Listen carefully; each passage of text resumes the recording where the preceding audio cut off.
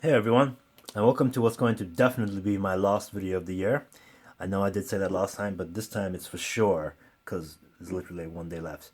So this is going to be a review of the SoundMagic HP150 set of over-ear, closed-back headphones. Before I get started, I'd like to give a big thanks to KS Distribution for sending these to me for review. It's a loaner. I've had it for about nearly a month now. Listening to it every now and then, getting a good impression of what these are for, who they're meant to be for, and what they can do. So thank you guys for sending them to me, and I'll be sending them back to you after I review this. So, SoundMagic, who are they? I had never heard of them before personally, but I looked them up. They're a company in China. It even says at the bottom, SoundMagic Technology Development, based in, well, wherever it says. It even has a phone number. That's interesting. So, now, first of all, this is not even really a gripe because it has nothing to do with the product itself. But just, I know English is not their first language, but there's a lot of typos here, a lot of mistakes. Powerful bass, nature voice, and clear triple. This should give you a sense of what it says on the box, basically. There's a lot of errors. You guys, I think you can just get some dude off the street and get him to, like, spell check for you. I guess that's what I'm trying to say. And you've got the frequency response on the side. Oops, right there. Frequency response graph. You've got a bunch of information of what the cables. It comes with an airplane adapter, so it's telling you right here, giving you a bit of care and assembly, care and attention stuff. More of their things. On the back you have more. I like the diagrams. The coloring I think is quite nice. But besides that, it says high quality PU leather material used for extreme comfort and long time use. Rubber coating. You'll see what they're talking about once I bring out the headphones themselves. Bunch of information on the bottom. It says it's 32 ohms. Quite sensitive. It comes with a 1.2 millimeter portable cable and an extension cable, which is 3 meters, I believe. Yeah. 3 meters. And an adapter plug. And then stuff in other languages on the side. So let's open this up, because the first thing I want to talk about when it comes to these headphones is the case it comes with. I find it quite nice. Now, I'm a big fan of nice cases. I thought my DT1350 came with a very nice case. My second review ever, which I reviewed way back in the day. This is quite a bit bigger and not as form-fitting. So you could probably even use these with other headphones if you wanted to. This is the case. Now, this case is just, it's not form-fitting in this regard. It's just, you can put in pretty much any headphones you want in here. If you open these up, and I'll show you the inside. Yeah, there's the padding is, you can just pull it off and do whatever you want. So it comes with a card, a VIP card. This card is only yourself. So you get a VIP card with the serial number written on it for when you get this. I guess you could sign it and carry it around if you really want to. Serial number right there. This is the extension cable it talked about. You've got the 3.5 millimeter right here. And you got another 3.5 millimeter right here. 3 meters in between.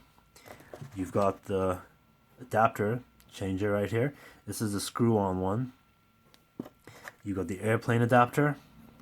And then underneath here, you have a simple warranty card with a little flap over here for whatever you want. So I quite like the case personally, but as I said, it's not too form fitting. So this is more like if you're traveling and you want something to keep it absolutely safe, because quite rigid. So the headphones themselves, right here. Now, the first thing that caught my mind when I saw these are, those look a lot like those studio monitors you see, recording engineers using stuff like this. That was my very first impression of these. I hope you can pick up how these look in the light. As they talked about, the rubber exterior right here is indeed very soft to the touch. It has a bit of friction on it. You have the L and R markers highlighted in blue and red, which is an interesting design choice, which I haven't really seen on a full-size headphone before. The cups themselves are very plush. I believe these are a very comfortable pair of headphones, in my opinion. They're very plush. They're very soft. I'm not sure what kind of material these are, but very plush, very soft. They go over my ears completely. But I believe if you have bigger ears than I do, they might touch the sides, or they might be a little too small, but otherwise I find them to be quite big and airy. You got the SoundMagic logo on the side and the model number. And the headband is quite plush. This is a lot of padding for a headband. Yeah, quite a bit of padding for the headband, and very soft. This is just generally a very soft, very rigid, but very soft looking feeling headphone, actually. However, I do believe that these things on the side, these feel a little flimsy. Like, okay, they're foldable, that's another plus. But these connectors over here, I feel like they could, if you're less careful than I am, I believe these could snap off.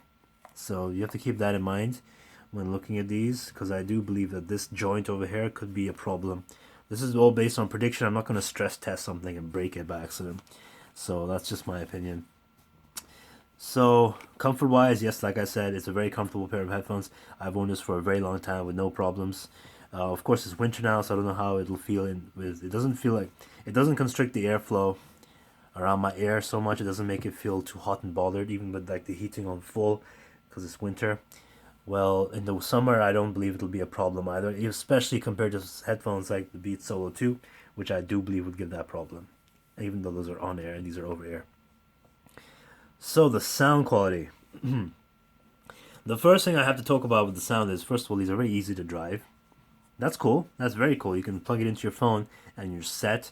I've been using it with my phone. I've been using it with my own M1S digital audio player. I've been using it with my Basso DX80 as well. But what you really want to try for is just get a good source. That's, a good source will always benefit you, even if you don't need the amplification. However, the sound of these is really quite interesting because, first of all, the bass. There is a lot of bass rumble on this, like a lot of bass rumble.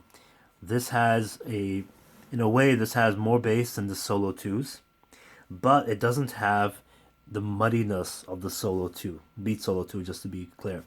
It doesn't have the muddiness. It has a lot of sub bass extension. It has a lot of sub bass volume. Like, they turned the volume up. So what you have is, if you're listening to a song, a bassy song, and the bass will definitely come out and hit you. Let's give you an example for a recent song, Starboy by The Weeknd. That has a significant bass, the significant bass in that song, the beat.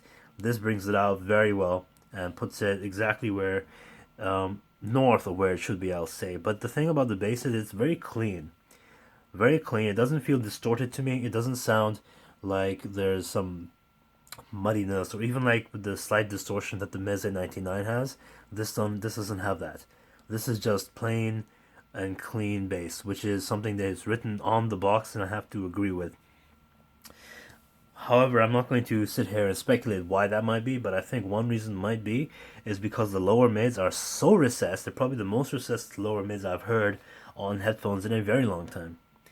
This is a very strange thing because I'm so used to hearing headphones with lower mid emphasis, like let's say the Cherry iteration of the Omni, or even my Lear has some nice lower mid action going on. And even if you're stepping away from stuff in that price range, even if you're going way down, all the portable headphones that I reviewed recently, they all have lower mids as well. This, however, for some reason doesn't. So if I'm listening to male vocals on these headphones, it's a very strange sensation where the vocals sound they sound a bit tinny. I actually tested this on a song which I could think of.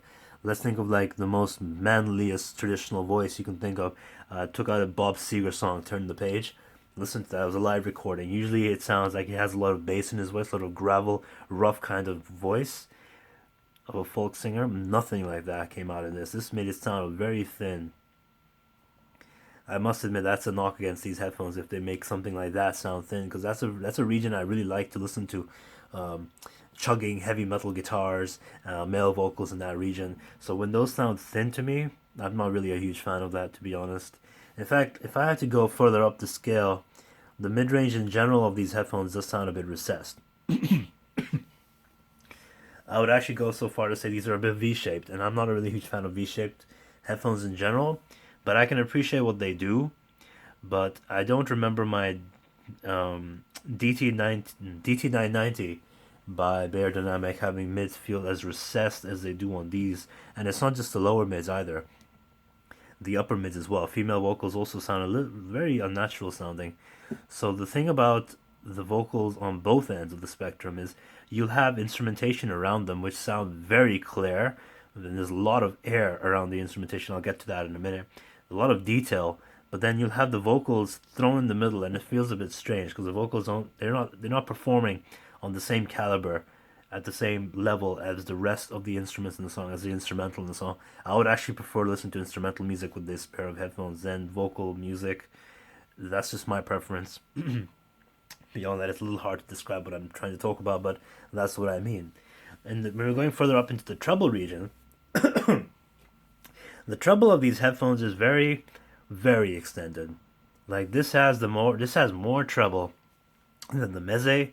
It has more treble than the Hi-Fi Man Edition S. It has more treble, definitely more treble than the Beats, and more treble than the Urbanite, more treble than the DT1350. All these, and the T51P, all these headphones that I'm talking about, all the portable ones, this has more treble. And what I mean by more treble is it has more sparkle up top. Now, it doesn't sound sibilant to me. It doesn't really sound sibilant to me at all, but what I mean by the treble extension is if you're listening to, let's say, classical music on these, you will hear the air around the violin so well on a closed headphone with a lot of bass. That is an accomplishment to me because I've never heard something with this much, this form factor, this much, this closed nature, and this much bass have that much air and precise nature to it because the top end extends very well. You have a lot of air around the violins. You have a lot of air around the orchestral instruments in general. You also have a lot of soundstage, which I found very interesting because this is a completely closed can. In fact, just to quickly talk about isolation, these isolate very well. These are very well isolating headphones. I haven't heard something isolate this well in quite a while, actually. Passive noise cancelling, of course. I'm not talking about active noise cancelling. I can just plop these on my head, and you don't really need anything else. It silences everything. Like this seal, it seals very well on my head at least. So very well padded, well enclosed set of headphones, but the soundstage does not seem lacking to me, which is interesting because it has more soundstage than the Meze, has more soundstage than the T50P, T51P, more soundstage than the only one that's comparable would be the Edition S that I reviewed recently by Hi-Fi Man with the closed pads, the things taken off. So essentially that was an open can with no isolation at all. This has comparable soundstage to that, but it's closed and has isolates very well. So that's a big plus in my book. So you have a wide soundstage and detail. There's just so much detail. Like I was listening to the Thriller album by Michael Jackson, and you can hear all the little vocal. Well, the vocals didn't sound so nice to listen to, I must admit. But all the instrumentation jumping from side to side, the horn samples, this instrument, the bass guitar, the clean pick guitars on the left and right channels, just zooming in. And the imaging was quite nice, actually. I must admit, the imaging on these is very nice for a, again, closed headphone. In that regard, it impressed me. Vocals, it did not impress me. In the regard of its clean bass, I'm impressed. In regard of its soundstage, I'm impressed. In regard of the air on top, I'm impressed because this has more detail than other headphones I've heard in its price range. But would I prefer it overall for my own use? Probably not, because I did say like the lower mids are so important to me personally for the chugging metal guitars and the male vocals. And this is the stuff I listen to, So I can't really fault it for that reason. Mid recession is something that I tend to avoid. But as a headphone, I like these quite a bit. Yes, it makes vocals sound a bit strange and unnatural, but if you listen to EDM music, if you listen to, let's say, rap music, the beats will hit you hard on these. Definitely hit you hard. You won't hear any muddiness. You'll hear the clean bass hit. You'll hear hear the shimmering samples up the top. Like if you're listening to what they call tropical house, you'll hear everything panning from left to right, the really high-pitched vocal samples and all that, that stuff they do. You'll hear it very clearly on this. and I really recommend them if you like that kind of music. They are not flat, they're not neutral. Forget about those if you're looking at these. I know that I said they look like studio monitors, but they're really, really not. So overall, a very comfortable experience. Mid-recessed, but very detailed. A good amount of air. Very clean bass. But if you are someone who listens to vocals a lot, if vocal clarity and vocal, not just clarity, if the body of vocals is very important to you, then I would not get these headphones. That's my honest opinion regarding this. So once again, thanks to them for sending to me a review unit. I'll probably have the written review up in a few days. I've been really busy these days trying to get my stuff moved. Looking for apartments and stuff, new year, new opportunities, and I have to move out of here soon anyway. So thank you for watching my review, and I'll see you next time. And Happy New Year.